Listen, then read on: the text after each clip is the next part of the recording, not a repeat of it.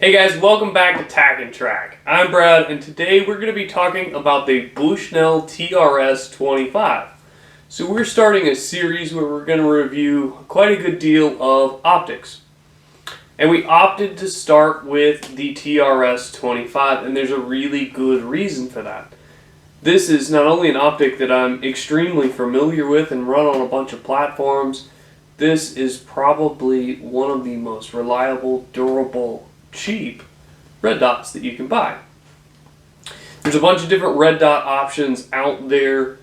There are a bunch that are better than the Bushnell TRS-25. However, I haven't found one that was cheaper than the Bushnell TRS-25 that really worked like it should. So let's start by unboxing this, taking a look at what you get in the package.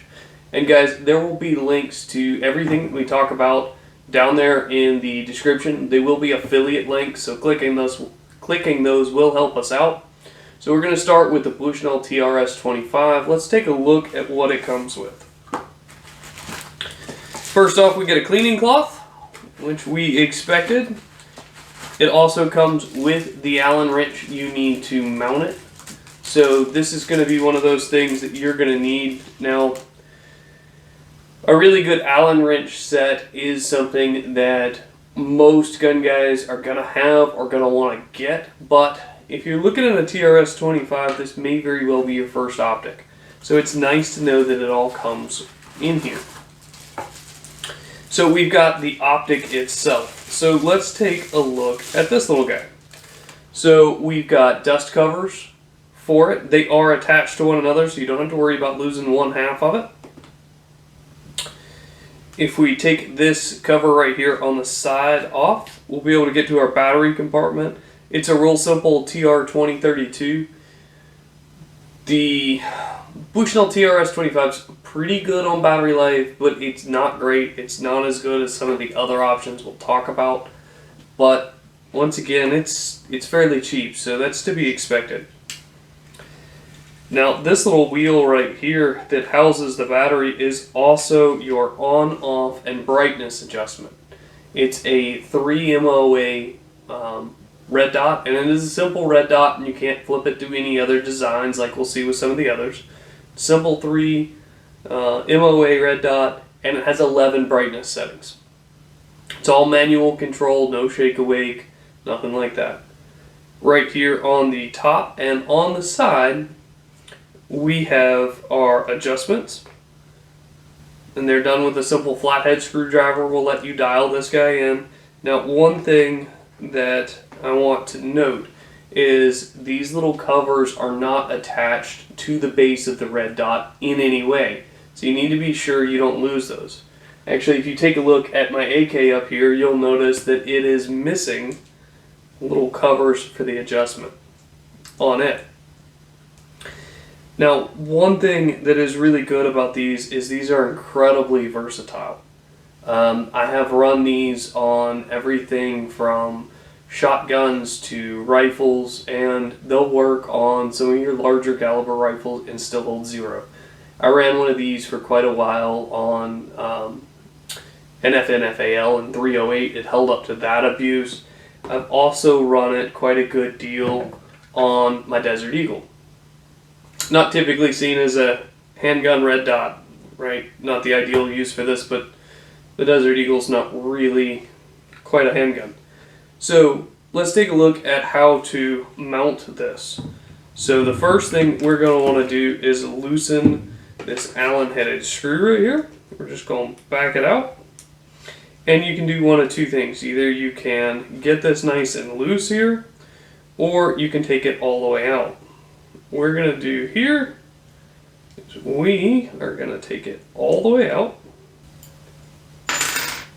and then we're going to slide it onto our rail, find a nice section right there. I'm going to run this screw back in, mount this guy on the other side.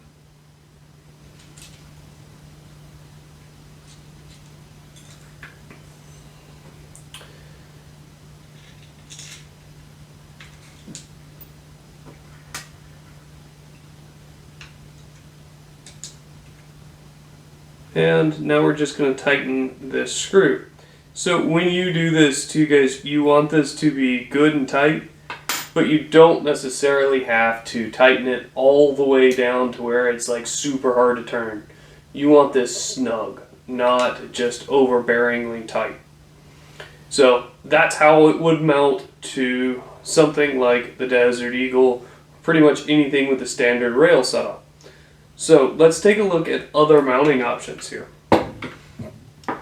So most of you watching this are probably considering mounting it to an AR-15. So we've got an AR-15 here with regular iron sights. Now I want you to note this. If we mount this to the AR, it's going to sit too low. So there is several solutions for this to get it up off the rail. And that's pretty much going to be true with any just generic red dot. They're going to sit too low. So option one is to get a riser. Now you can get the Bushnell TRS-25 with the riser already with it. And I'll post a link to this as well down there. So you can get it with the riser. You can buy any number of other risers out there to rise it up off the rail like we see on the Setme LC here. That will help solve the problem. The other option is to do like we've done here and actually mount it to a carry handle. One of the things that I like about mounting it to a carry handle is you leave your fixed irons in place should your red dot die. You still have your backup irons in place, permanently mounted. The one thing I don't like about mounting it this way is it does put that optic a little bit too high, and you're going to have more of a chin weld than a cheek weld when you mount up to that rifle.